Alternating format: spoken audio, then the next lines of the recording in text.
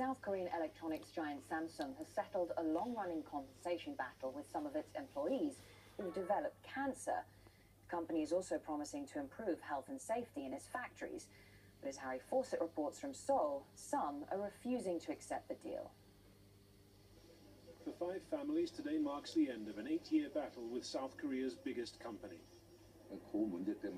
I am looking at it from a comprehensive point of view. In that context, I'm generally happy with the deal.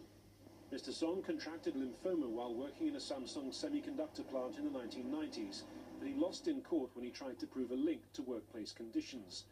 Under the terms of the deal, Samsung apologizes for his and his colleagues' suffering, provides them with an undisclosed financial settlement, and signs up to a series of preventative measures aimed at improving safety standards. But the company continues to deny any link between its factory environment and the diseases in question.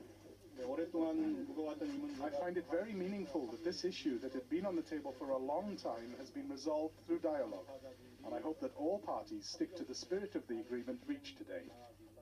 Samsung says studies have shown its factories comply with Korean and international guidelines on levels of chemicals and radiation. The company has already settled more than 100 individual cases. Samsung had for many years been challenging claimants, assisting the government's compensation body in its legal battle against former employees. But last year, it changed its policy, instead deciding to offer an apology and set up a compensation fund.